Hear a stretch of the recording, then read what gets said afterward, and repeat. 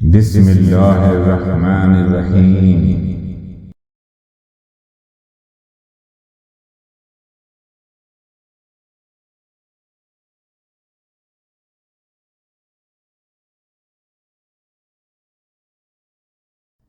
بسم اللہ الرحمن الرحیم۔ السلام علیکم دوستوں، میں ہوں روحانی عامل۔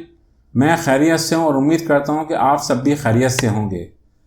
ہم نے کل ایک ویڈیو اپلوڈ کی تھی جس میں حمزات اور جنات کا موازنہ کیا گیا تھا۔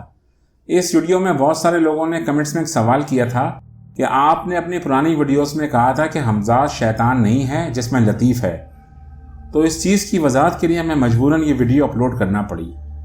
بات یہ ہے دوستوں، اگر ہم بات کرتے ہیں عملیات میں سفلی، جادو اور کالے علم کی، تو یہ تمام چیزیں اسلام نے حرام اور ایک شیطانی عمل قرار دیا ہے، جس کا کرنے والا اور کروانے والا دونوں اسلام سے خارج تصور کیے جاتے ہیں۔ کل جو ہمارا حمزات کے بارے میں نقطہ نظر تھا وہ اسلام کے حوالے سے تھا۔ اسلام تو یہی کہتا ہے کہ انسان کے پیدا ہوتے ہی شیطان کی طرف سے ایک کافر جن اس کے ساتھ لگا دیا جاتا ہے، جو اس انسان کو بہکاتا ہے اور تمام برے خیالات پیدا کرتا ہے۔ دوسری طرف عملیات کے رہنما اصول، جو کہ عملیات کی سینکڑوں سالہ تحقیق پر مبنی ہیں، ان کے مطابق انسان کے ساتھ جو حمزات پیدا ہوتا ہے وہ انسان کا جسم لطیف ہوتا ہے، وہ نہ مسلمان ہوتا ہے نہ کافر ہوتا ہے، وہ ہمارا سایہ ہوتا ہے جس کو عملیات کی روح سے انسان اپنا تابع کر سکتا ہے۔ اس لیے حمزات کی تسخیر کے لیے حمزات سفلی اور حمزات نورانی عمل دونوں عملیات میں پائے جاتے ہیں، لہٰذا عملیات کی روح سے ہمارا ماضی کا نقطہ نظر ٹھیک تھا۔ لیکن دوستوں، اب وقت آ گیا ہے کہ لوگوں کو حمزات کے بارے میں مکمل معلومات دی جائے اور ان کو اسلامک پوائنٹ آف ویو سے بھی بتایا جائے۔ اس حوالے سے ایک حدیث مبارکہ میں اللہ کے رسول صلی اللہ علیہ وآلہ وسلم سے صحابہ کرام نے عرض کیا، یا رسول اللہ، آپ نے فرمایا کہ انسان کے ساتھ ایک فرشتہ اور ایک کافر جن پیدا ہوتا ہے جسے حمزات کہا جاتا ہے، جو بری باتیں بتاتا ہے، تو کیا اے اللہ کے رسول آپ کے ساتھ بھی یہ کافر جن پیدا ہوا تھا؟ اس پر اللہ کے رسول صلی اللہ علیہ وآلہ وسلم نے ارشاد فرمایا، ہاں یہ درست ہے، میرے ساتھ بھی کافر جن حمزات ہے، لیکن میں نے اس کو مسلمان کر دیا ہے، اب وہ مجھے بری نہیں صرف اچھی باتیں بتاتا ہے۔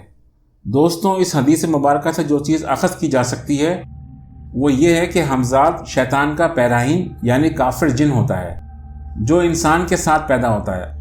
اب دوستوں، سب سے اہم بات جس کو آپ نے انتہائی توجہ سے سننا ہے، اسلام، قرآن پاک اور احادیث مبارکہ میں سفلی عملیات اور کالا جادو حرام ہے۔ عملیات قرآنی کے بارے میں اسلام میں کہیں بھی کسی قسم کی کوئی ممانعت نہیں ہے، اس لیے قرآنی عملیات کا سہارا لے کر جو بھی عمل کیا جائے اور مقصد بھی اگر نیک اور جائز ہو تو پھر میں نہیں سمجھتا کہ کسی بھی عالم دین کو اس پر اعتراض ہو۔ عملیات پر تو اعتراض ہی جب اٹھتا ہے جب لوگ عملیات میں شیطانی عملیات، کالا جادو اور سفلی علم کا سہارا لیتے ہیں، جس کی وجہ سے نہ صرف وہ لوگ اسلام سے خارج ہوتے ہیں بلکہ ان پر اللہ کا عذاب بھی نازل ہوتا ہے۔ آپ نے جو بھی عمل کرنا ہو تو صرف قرآنی عملیات کریں، چاہے وہ حمزات کا عمل ہو، چاہے وہ جنات کا عمل ہو، چاہے وہ پری کا عمل ہو، صرف اور صرف قرآنی عملیات کو ہی ترجیح دیں تاکہ آپ کی دنیا اور آخرت دونوں محفوظ رہیں۔ تو دوستوں، امید کرتا ہوں کہ اب آپ کی تمام کنفیوژن دور ہو گئی ہوگی۔ اس دعا کے ساتھ روحانی عامل کو اجازت دیں کہ اللہ تعالی ہمارا ایمان سلامت رکھے اور ہمارا خاتمہ ایمان پر ہو۔